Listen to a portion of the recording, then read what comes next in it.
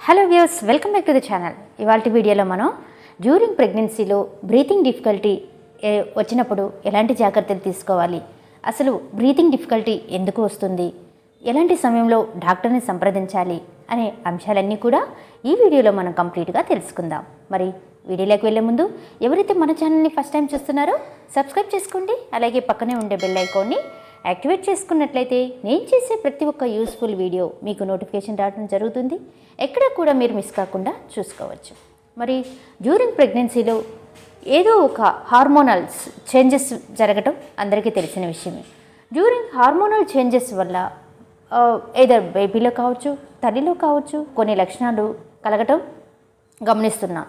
కానీ వాటిల్లో the most important thing వచ్చేసి, కామన్గా అందరూ అడిగే క్వశ్చన్ వచ్చేసి, ఆయాసంగా ఉంది అంటే తిన్న వెంటనే ఆయాసంగా ఉంది, బ్రీతింగ్ డిఫికల్టీగా ఉంది, రోజు రోజుకి కొంచెం హెవీగా ఉంది, అంటే ఏ చిన్న పని చేసినా కూడా కొంచెం ఆయాసంగా ఉంటుంది అని చెప్పి చాలా కామన్ క్వశ్చన్స్ అడగటం జరుగుతుంది. సో వాళ్ళందరి కోసం కూడా ఈ వీడియో. మరి బ్రీతింగ్ డిఫికల్టీస్ ఎందుకు వస్తుందంటే, ఎస్పెషల్లీ ప్రొజెస్ట్రాన్ హార్మోన్ రిలీజ్ అవ్వటం వలన ఆ ఎఫెక్ట్ లంగ్స్ మీద ఓవర్లోడ్ అవుతుంది.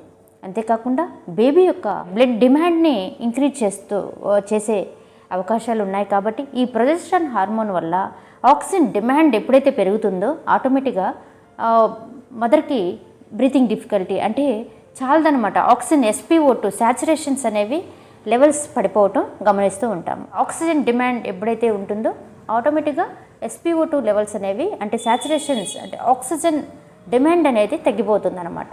తగ్గినప్పుడు ఆటోమేటిక్గా ఆయాసం రావటం, అంటే చిన్న పని చేసినా కూడా ఎక్కువగా ఒత్తిడిగా ఫీల్ అవ్వటం, ఎక్కువగా టయర్డ్గా ఫీల్ అవ్వటం, నీరసంగా ఫీల్ అవ్వటం, అంటే ఎక్కువగా ఎలా అంటే చాలా డిస్టర్బెన్స్గా ఫీల్ అవుతూ ఉంటారనమాట.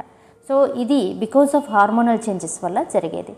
అట్ ద సేమ్ టైం ఈ ప్రొజెస్ట్రాన్ హార్మోన్ ఎక్కువగా లంగ్స్ మీద ఎక్స్పాండ్కి దోహదపడుతుంది. కాబట్టి ఆ యొక్క లంగ్స్ కూడా వ్యాకోచించి ఎక్కువగా ఆక్సిజన్ డిమాండ్ని ఎక్స్పెక్ట్ చేస్తుంది అనమాట డ్యూరింగ్ ప్రెగ్నెన్సీలో.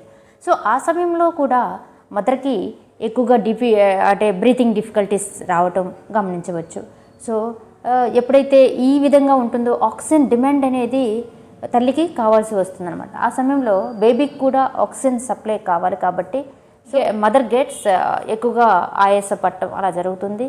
సో ఇలాంటి సమయంలో మీరు కాస్త సెమీ పౌలస్ పొజిషన్ అంటే లైక్ బెడ్ మీద పడుకొని 4-5 పిల్లోస్ బ్యాక్ సపోర్ట్ ఇలా కూర్చొని చెప్పేసి ఎక్కువగా ఆక్సిజన్ అంటే ఇన్స్పిరేషన్ తీసుకుంటూ ఎక్స్పెల్ చేస్తూ అంటే గాలి డీప్గా పీల్చుకొని అలా స్లోగా వదలటం, ఇలా కొంచెం డీప్ బ్రీతింగ్ ఎక్సర్సైజ్ని ట్రై చేసినట్లయితే ఆ ఆక్సిజన్ డిమాండ్ అనేది లంగ్స్కి సప్లై అయిపోయి కాస్త ఈ డిస్నిక్ ప్రాబ్లమ్స్ అనేవి తగ్గే అవకాశాలు అనేవి ఉన్నాయన్నమాట. నెక్స్ట్ చూసినట్లయితే baby day by day growth అవుతూ ఉంటుందన్నమాట. ఈ గ్రోత్ అయినప్పుడు అంటే it starts from 4th month నుంచి బేబీ ఫాస్టర్గా డెవలప్మెంట్ జరుగుతూ ఉంటుంది.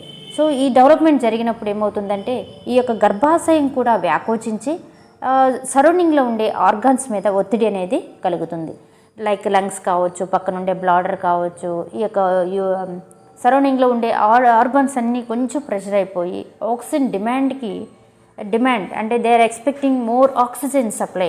సో ఆ సమయంలో కూడా మదర్కి బ్రీతింగ్ డిఫికల్టీస్ రావటం, ఎక్కువగా డిస్నిక్గా ఫీల్ అవటం, సాచురేషన్స్ అంటే SpO2 లెవెల్స్ ఫాల్ అవ్వటం ఇలా వస్తూ ఉంటుందన్నమాట. సో ఇవన్నీ రీజన్స్. లైక్ ఈ ప్రొజెస్ట్రాన్ హార్మోన్స్ అంటే డ్యూరింగ్ ప్రెగ్నెన్సీ స్టార్టింగ్ నుంచి ఎండ్ ఆఫ్ డెలివరీ వరకు కూడా ఈ హార్మోనల్ చేంజెస్ అనేవి బాడీలో జరుగుతూ ఉంటాయి. కాబట్టి ఎటువంటి వరీస్ అవసరం లేదు. All these symptoms has common.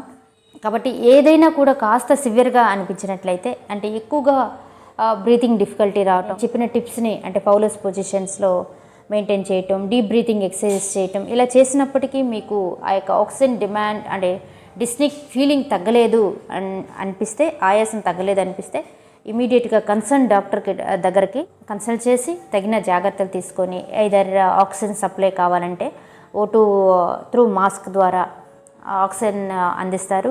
So ఎలాంటి వరీస్ అయితే అవసరం లేదు. అయ్యో డిస్నిక్ ఉంది, నాకు బేబీకి ఏమన్నా ప్రాబ్లం అవుతుందేమో అని చెప్పేసి స్ట్రెస్ అయిపోయి ఎక్కువగా ఒత్తిడికి అయితే లోనవ్వాల్సిన అవసరం అయితే లేదు. సో కూల్గా ఉండండి. ఏ చిన్న ప్రాబ్లం వచ్చినా కూడా consult the doctor and take then and their opinion.